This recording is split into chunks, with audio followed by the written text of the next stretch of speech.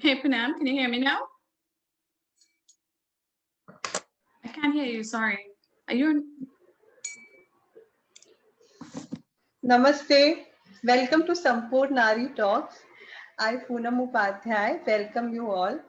And as you know, that we work towards holistic living and we work with women.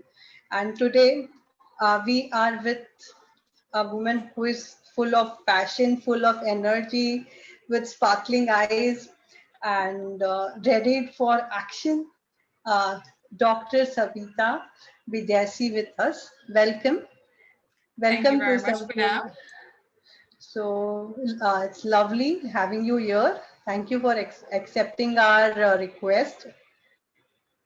So let me tell you more about her. Today, let's know how she works. She is into education field, and this pandemic has actually taught us more about how there is a need of online education and how to impart the knowledge to kids and how we can function better, how we can collaborate with teachers and students and the system.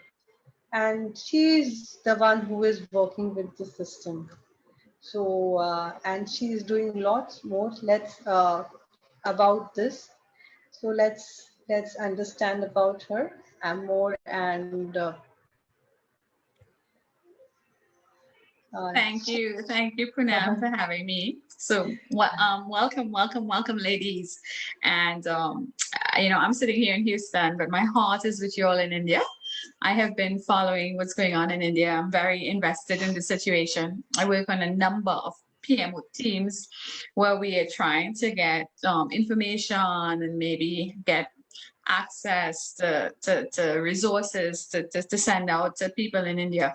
So we are trying our best on the other side of the world because our heart is with you all in India and we stand with you. I was telling Punam earlier on that, in Houston, we've lived through what you guys are going through right now. From September last year, things were really bad in Houston and the US. I mean, it's not that's something that was not on news. Everybody saw what was happening here in the US. But one of the things our government was really, really good at is getting the vaccines out. And I think it is so important to trust the vaccines. And we as women and mothers, at the end of the day, our safety and our family safety is our priority. So, if you have access to the vaccine, you have to trust that it is your line of defense because it really protects you. And, it gives you a fighting chance rather than if you did not have the vaccine. So here in the US, the vaccines are readily available. My sons are 21 and 18, and they had their vaccines. So I think now that this is happening, there's more accessibility to the vaccines. You find that and I'm telling you from the example I'm living in Houston, we are starting to get back to normal. We are feeling a certain sense of normalcy that we didn't feel for the last year. Businesses are back open. Our governor announced our state is being open. And, I can feel that sense of fresh air and that sense of hope again. So I know things are hard now in India. And I can just imagine the mental trauma most of you are going through as you navigate the uncertainty of the present day. But trust that this too will pass and it will get better. It has to get better. All right. So, hold on to hope. And I know Punam is a nutritionist and stuff like that. So she's going to guide you guys on all the good stuff you need to put in your bodies for it to be your first line of defense. So Punam, I just want to thank you for having me on your show. I feel so privileged. And, I didn't know. So I am Indian, but I'm fourth generation Indian. So I don't speak Hindi, which is really something I have to work on. And the thing is, I admire the fact that, you are giving back so much. And when you told me the name of the show, I was like, I think that is so meaningful. And I'm just so happy to meet with a group of women and let's huddle and let's talk and let's help each other through this. So thank you. oh, it's purely our pleasure. and to meet and know about women like you who is doing so much for the society and also for education system, because this is also, once this pandemic is over, the other problem will be how we have to get back to schools and all that. So and you are so like open to ideas, you're so open to people speaking to you. So that is also one thing where women needs to understand, and like they have to be open and understand and collaborate so that the best can come out of their whatever the talents they have. And I will again, I missed some points, so I will again introduce Sabeeta a little more to all the lovely women who are watching her and watching this show. So she is CEO of Cardinal Services LLC. She is the partner in blockchain for education training, and she is a university professor in Houston.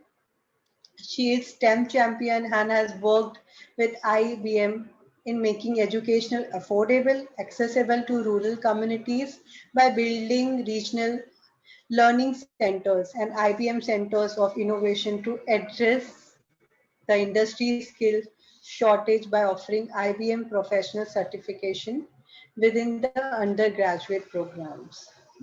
And she has designed diversity and empowerment programs for industry and higher educational institutes in Australia, Malaysia, the United States of America, United Kingdom, with commitment of equity and sustained leadership. And she has implemented the No Child Left Behind program in North American University and reduced the gap between the minority and majority student across the independent school district in Houston. And she has transformed educational programs in Australia, Malaysia to ensure that activated learning replace.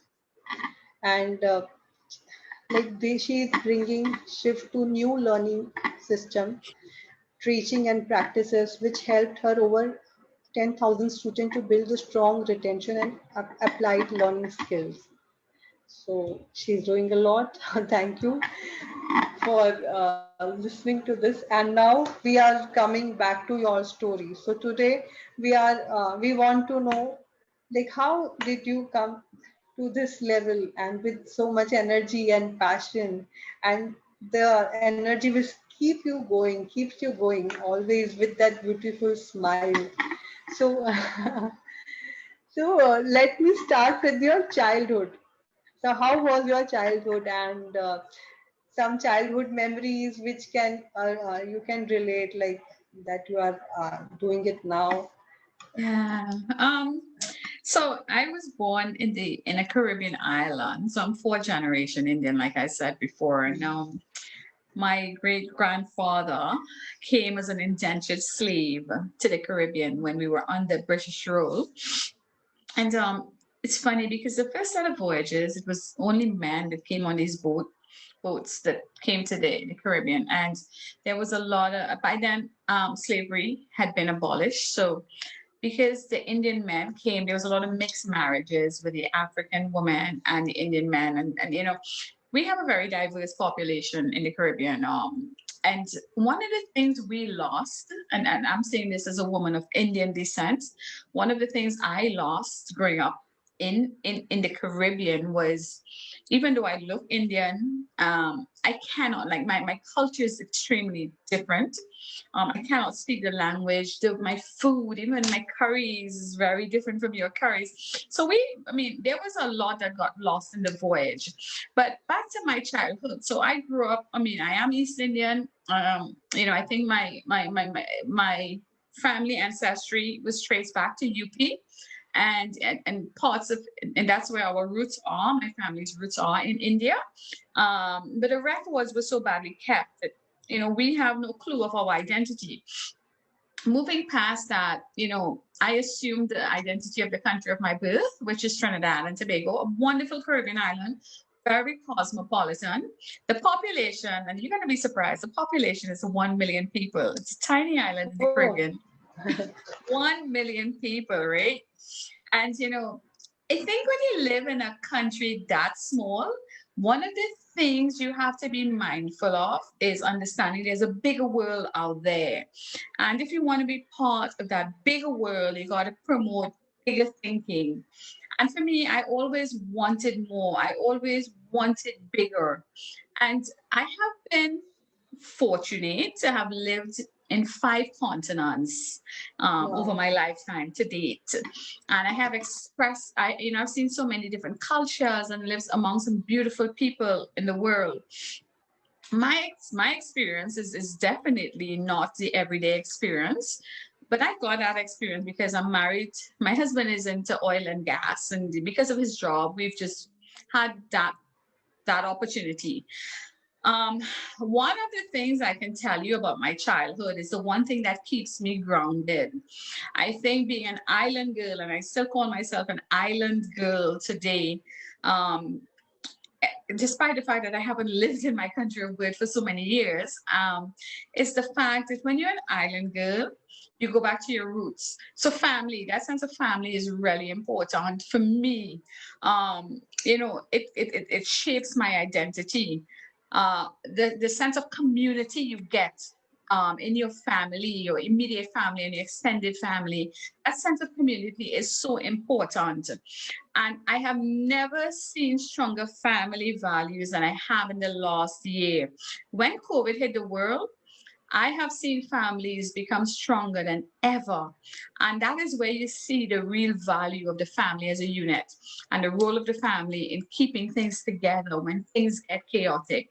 So my childhood definitely shaped my identity. My culture is based on my value system.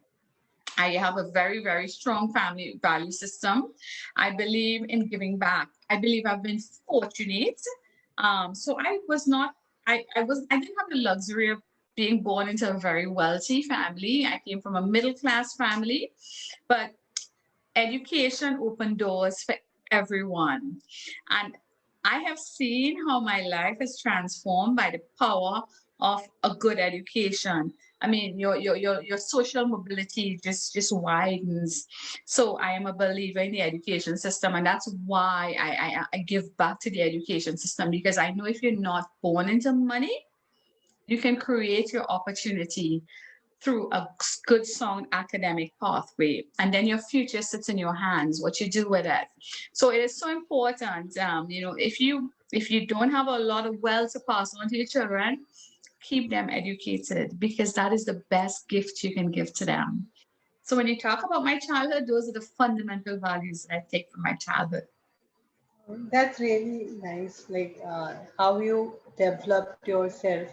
So that was quite diverse and it's not easy, but you learned and you grew and you have kept that value still on. I think that is the one thing which keeps you growing and also keeps you grounded at the same time.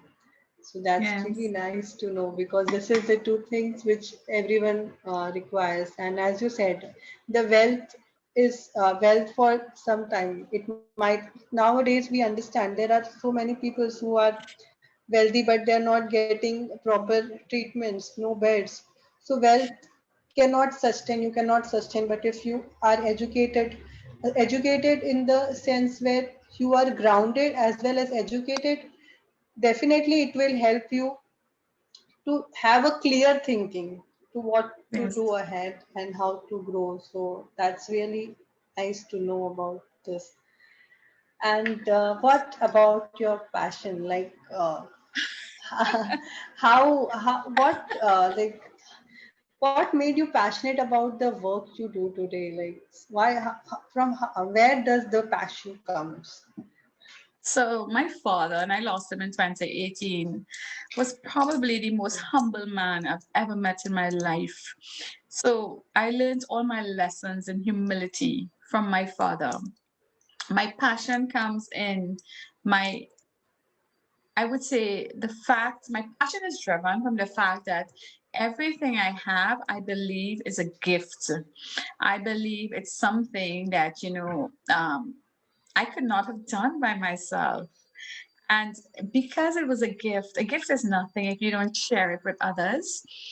I know for a fact that the experiences I have had can definitely make a difference in someone's life. There is someone that can change based on my experiences, the good, the bad, the ugly, whatever it is. And if I can change one life at a time, to me, that is meaningful. So my passion comes from the fact that I know we we have a responsibility as a human being, part of this world we live in, to help others. Selflessness for me is the most important act, thinking about others first before yourself, and just using what you have. It costs you nothing to help someone else. But think about that sense of reward when you watch someone else grow, when you watch someone change their life. You know, at the university, we have a lot of Black American kids who come from impoverished communities, and they have struggled so much in the last year. And from time to time, because I head up the student services, and from time to time I have seen where these kids, you know, these kids are so they were struggling, and just having a chat with them, just talking, just a simple thing as a chat and being a mentor to them, someone they can look up to as a beacon of light when they're in a dark space. When you can do that to for someone and watch their life flip, you know, that just gives you the drive to keep going and going and going, because there's so many people that just want hope. And my passion is driven by the fact that if I could create an ounce of hope in this world, that keeps me rewarded. That's really nice to know. I think the people who are more grateful, they have lots in their head because they count their blessings always. And they have that vibes, the positive vibes, which they spread wherever they go. So that's same with you. I think that is quite strong. And yes, I believe that just a small chat with some person. Nowadays, we are like divided, or we are at our home, not allowed to go out. But just speaking to someone and telling them everything will be all right, or are you okay, can make a lots of difference, because we need that one ray of light of positivity which will change. So that Yes. positivity is required.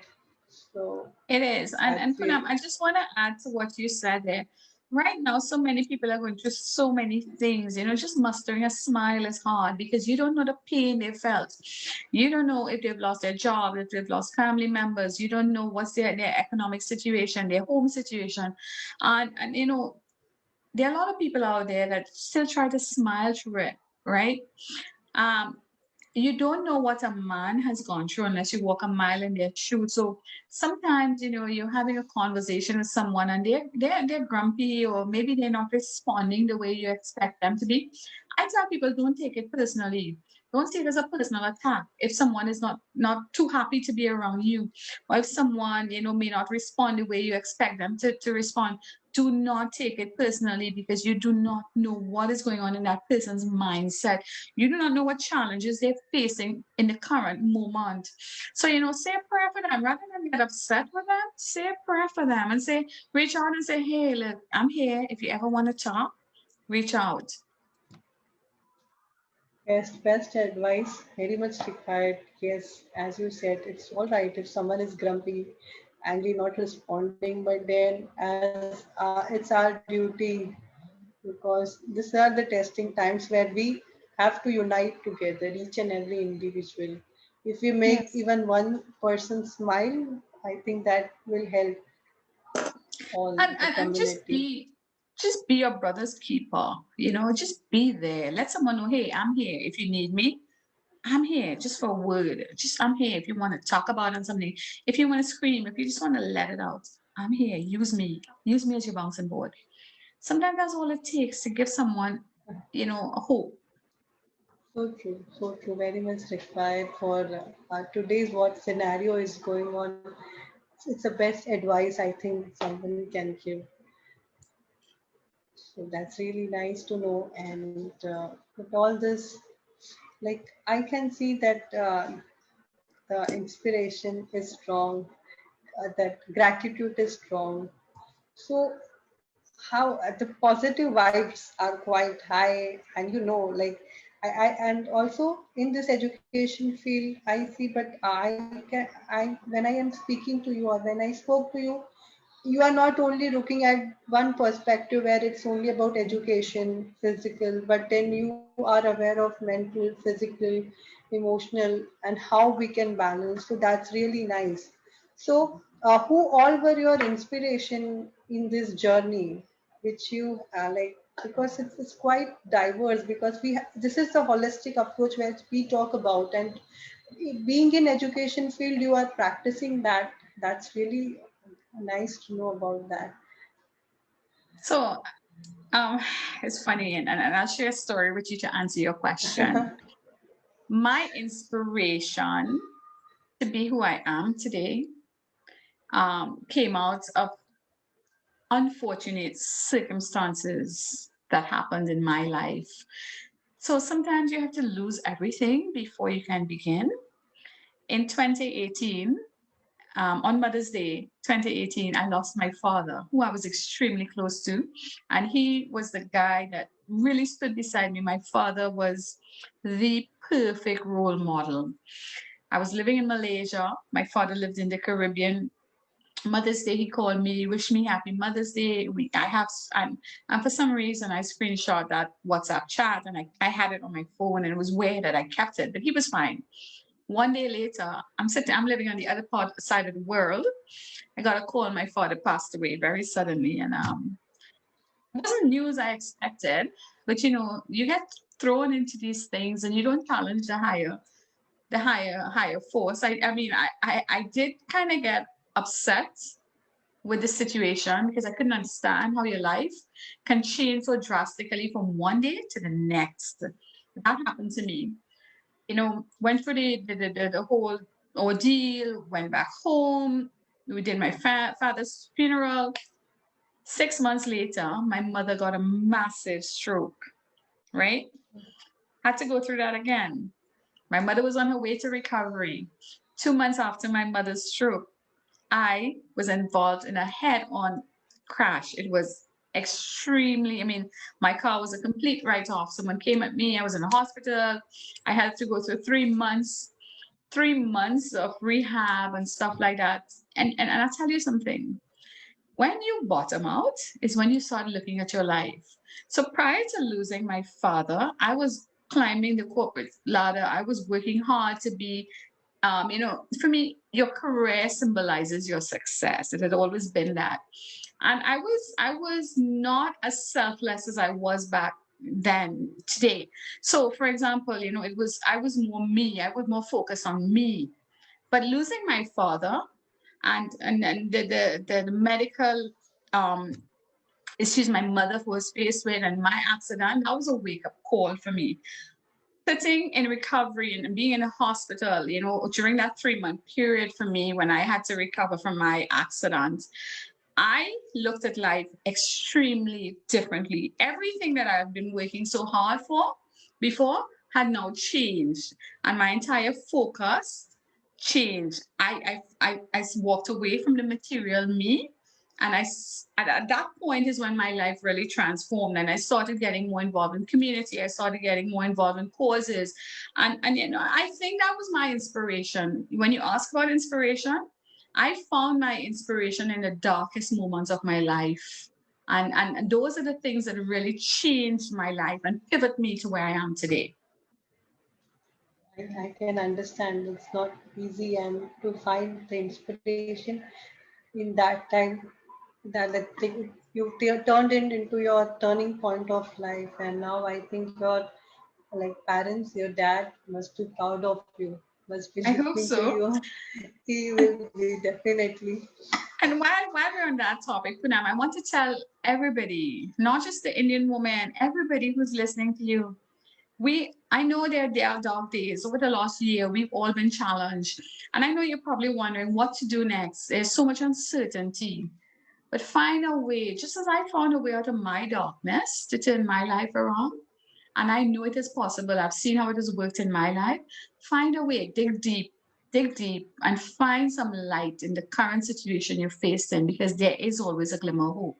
There is that one good thing you could find in all the bad. There is one good thing, and you find it, and you use that, and you channel all your energy into it, and you focus on it, and let that be the light that you're working towards. That's my one tip I can give to the audience.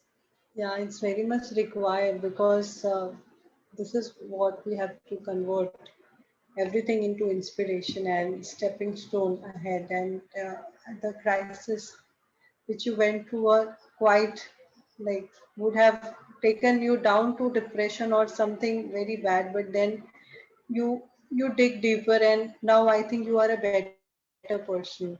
So Absolutely. I could never go back to who I was 3 years ago. I won't. I refuse to. Because for me, that is not who I am today.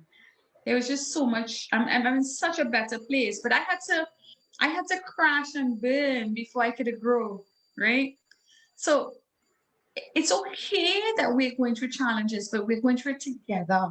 As a world, we're facing it, and as a world, we will conquer it.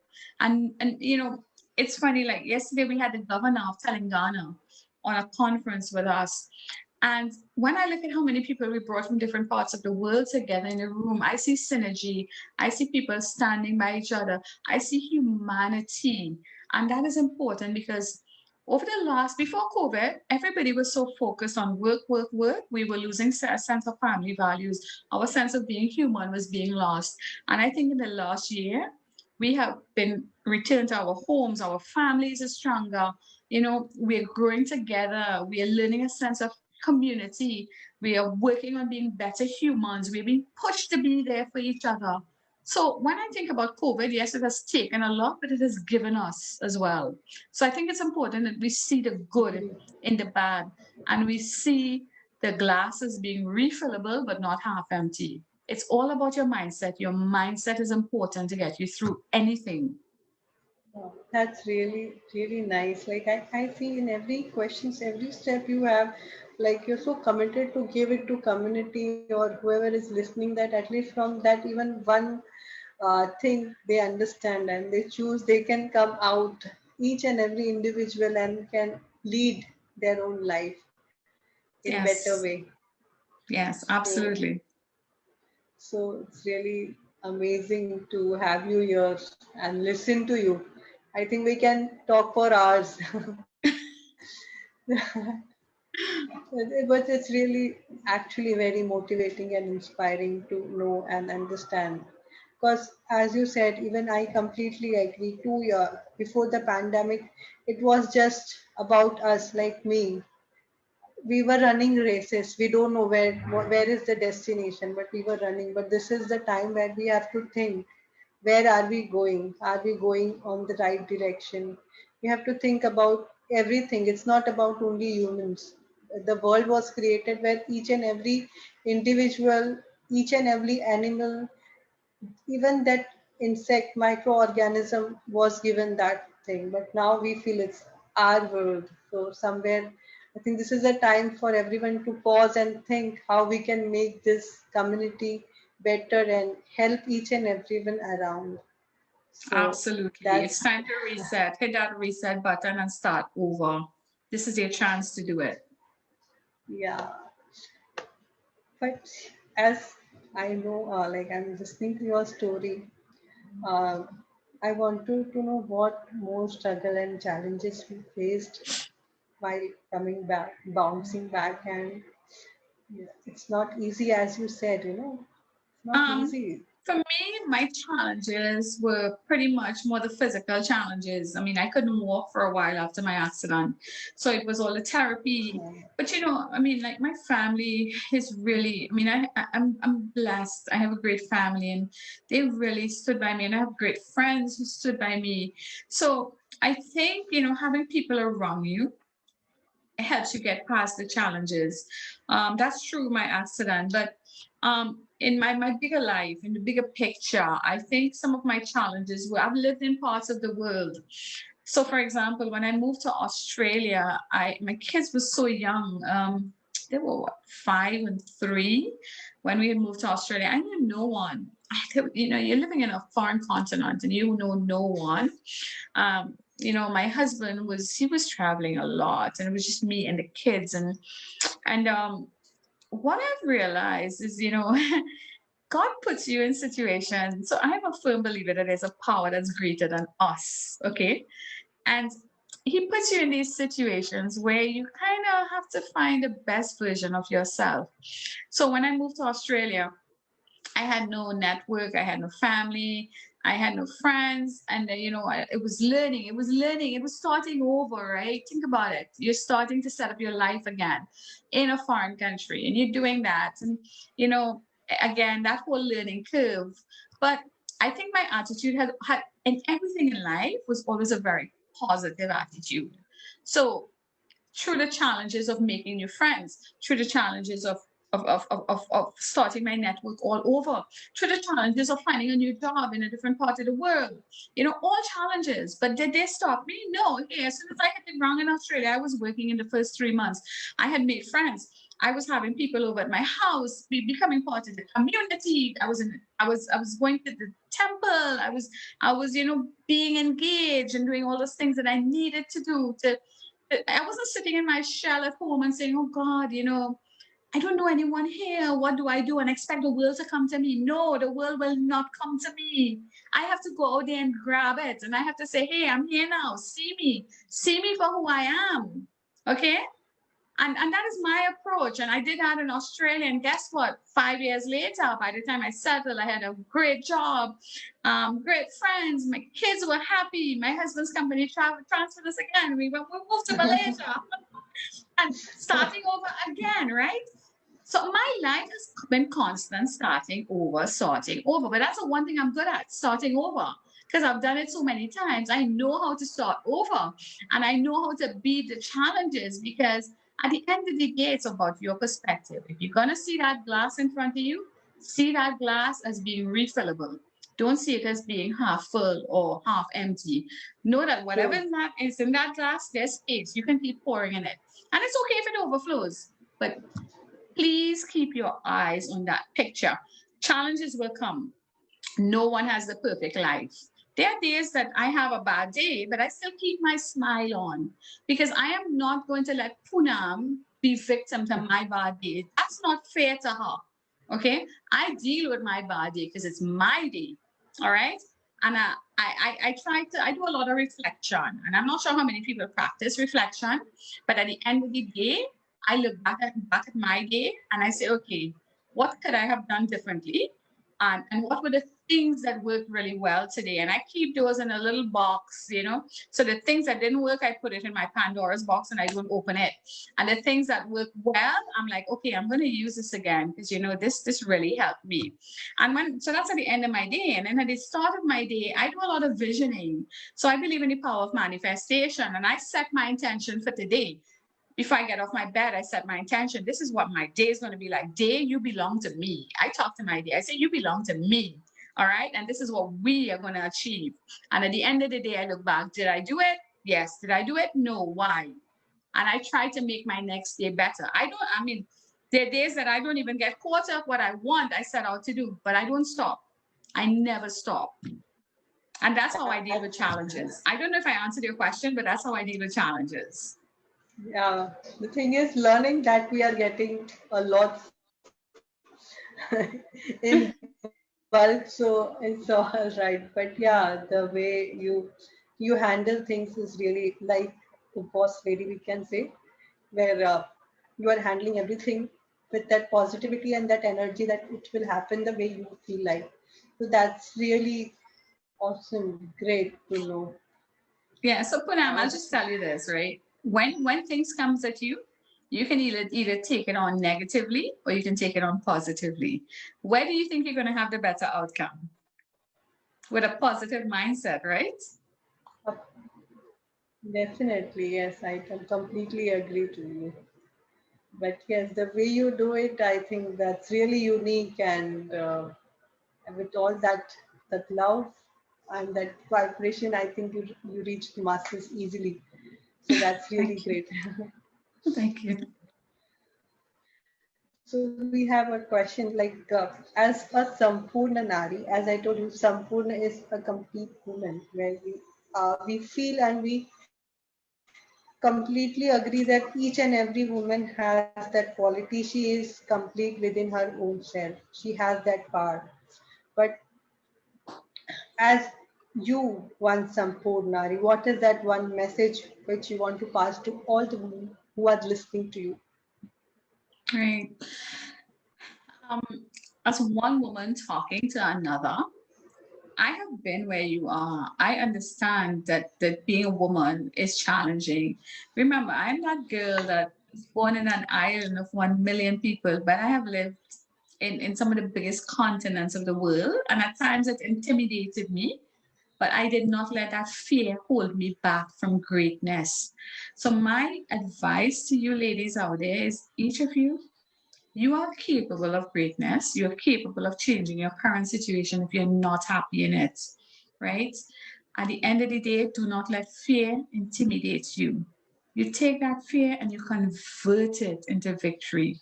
And when you look back, you're going to see your strength. And that's a power that is within you because you can do it. Trust me, women are so strong. We don't even know our full potential until we put it to work. Put it to work. Don't have, you talk about kinetic energy and potential energy. Have that moving energy. Don't have stagnant energy. Have moving energy. Put yourself to all that you can be. One life to live. Achieve everything you can in this world.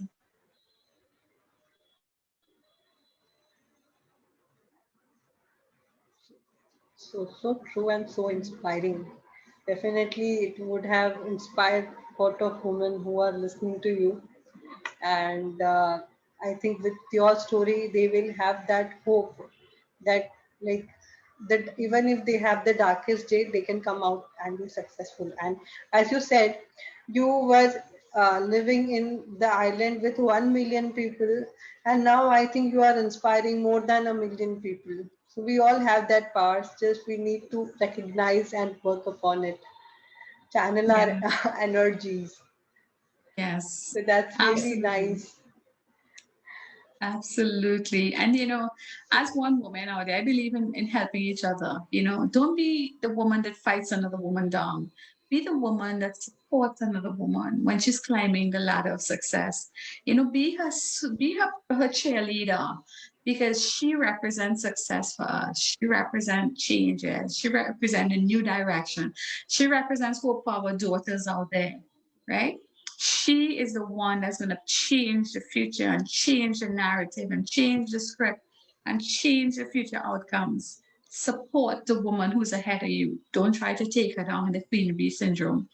In the corporate world, if you're in your friend circle, be supporters of the other woman. Because far too often I see other Very women true. trying to take women down. Don't do that. Don't be that girl. Don't be that girl. Be the one that pushes women up. Absolutely, absolutely. Very much inspiring and motivating. Each and every, I think, in each and every sentence, you wanted to give back to the community, give back where women can understand and really stand for their own self. And rather than supporting, taking help or support from some others, they themselves understand their value and come ahead. So I think you're Yes. doing it from your heart. That's why it's coming in each and every sentence which you spoke with us. So that's really great. I have Yeah. some questions more. Like, I wanted to know, I think all will be interested to know because you're so busy. You are actually doing lots of things for community. But then what is like, how do you manage your time, and how do you get time for doing reflections and other things? If you can like first tell us how is your schedule and how you manage that so beautifully and do all the things which require, because sometimes I feel I do and then next day it's like I'll do it like tomorrow onwards. Have you ever seen a headless chicken running around?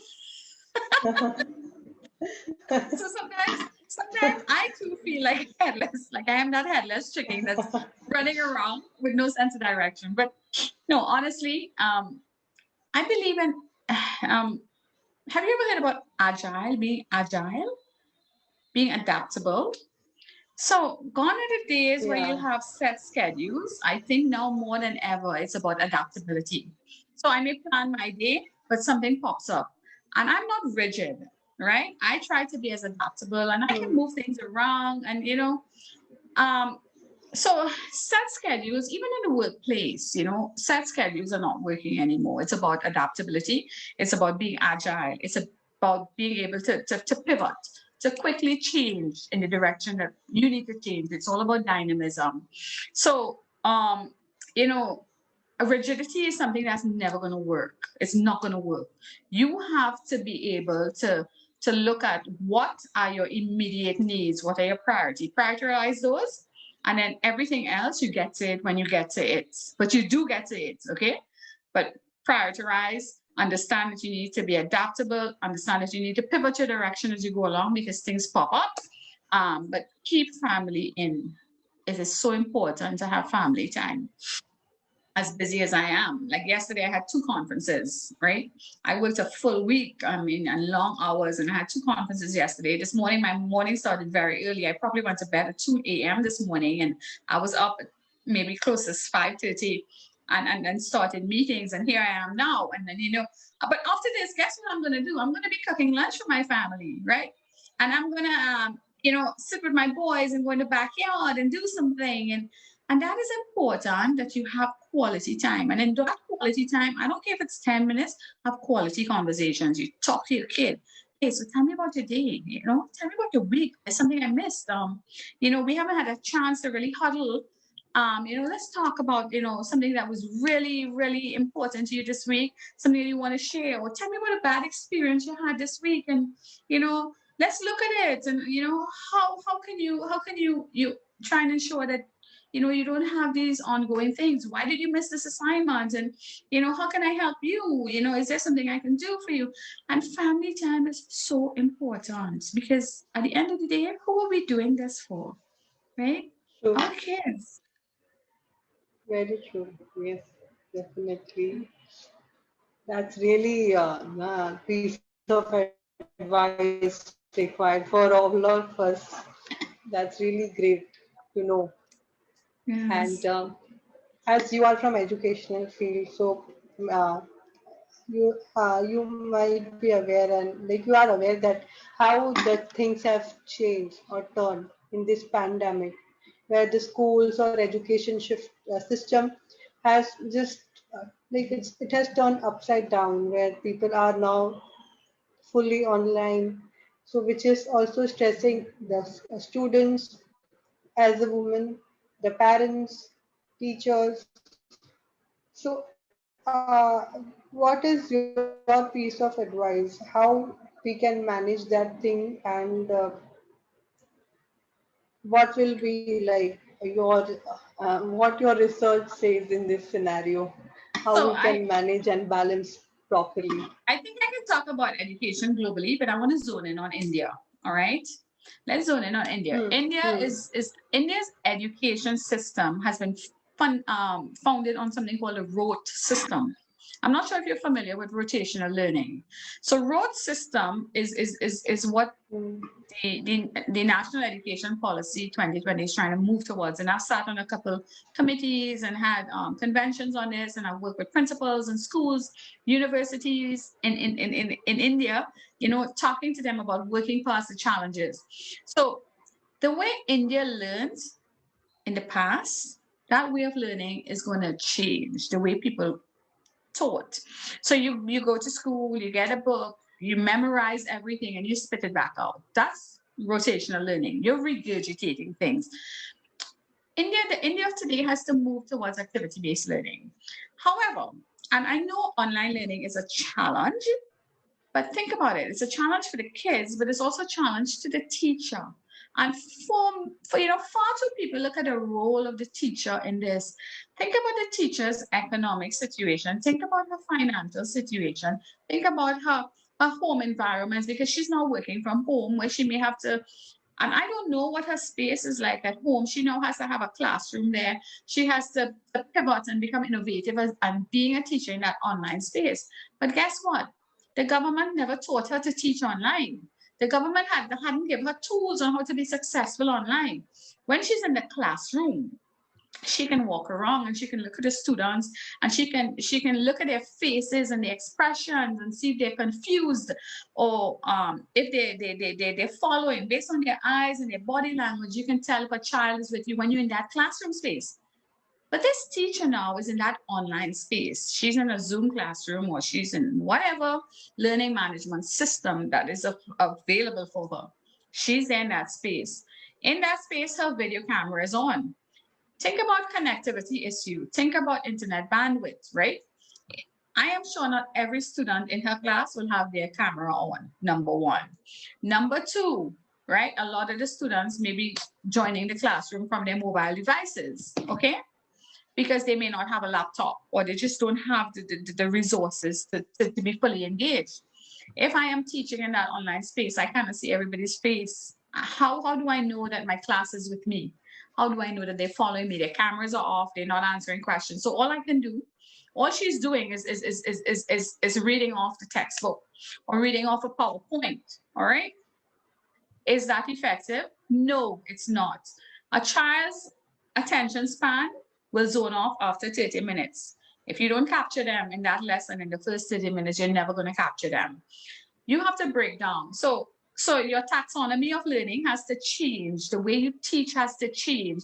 You have to break down your lecturing style or teaching style.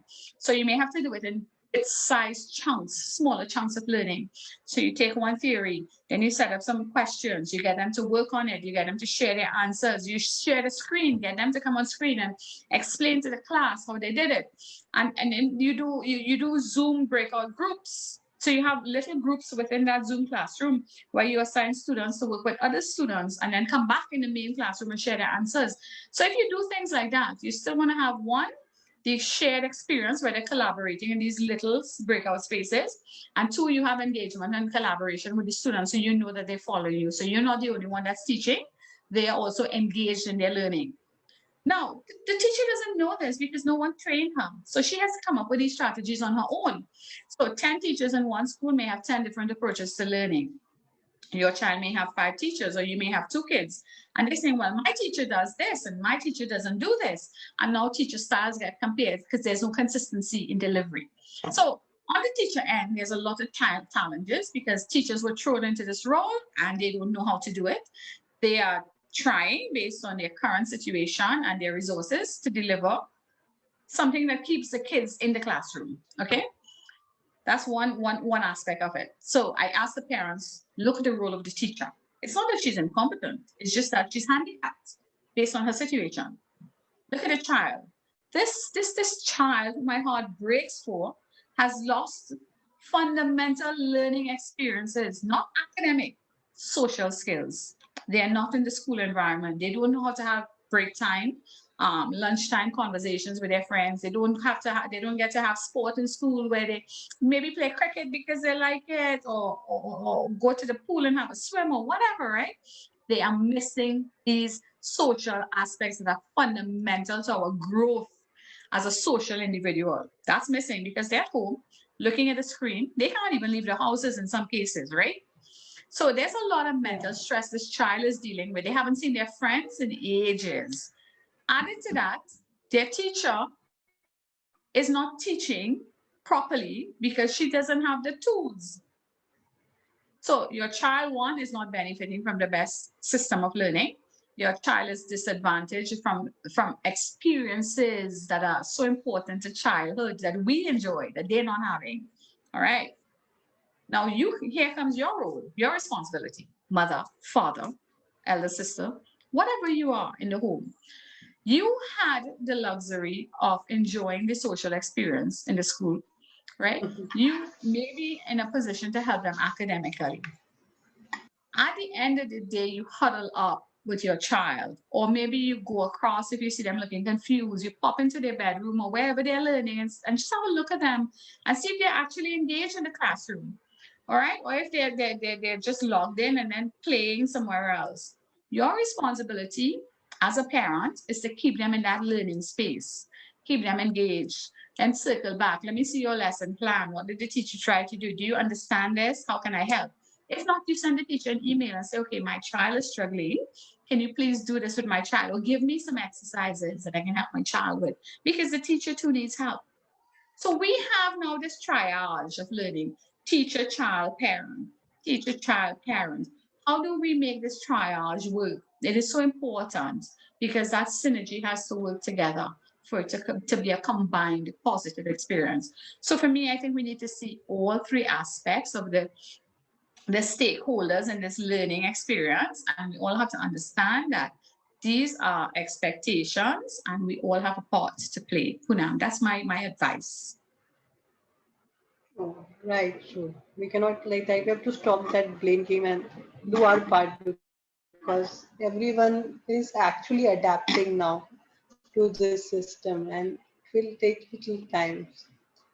So Yes. thank you for your, a detailed explanation because as a parent, if I'm a parent, I will look as what is teacher doing. As a teacher, she will be actually the way you explained that she will be in the different mindset where she is trying her best, but then somewhere it best needs time to come out because everyone is now trying to do the best, but still the situation is not that great. And slowly people are actually understanding how they can involve the kids, and teachers are also, the school is also doing their part and trying their level best. So we all have to be united, as you said, and work towards this as a community so that we all win at the end. So thank you Yes. At the for end of the day, your, we have to win. yeah. Thank you for your inspiring talk. Like it was so fun, and like you you understand the things so well, and you explain it also so beautifully to the audiences that definitely I think whoever is listening to you will surely be inspired, and they will find their sunlight in the darkest also the day if they are facing. So keep the good work on.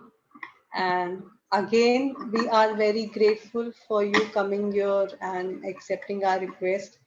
And also, as you said, you have not been to India, so we all are open here. So sometimes you come, be in contact. I think people will like, accept you with open heart.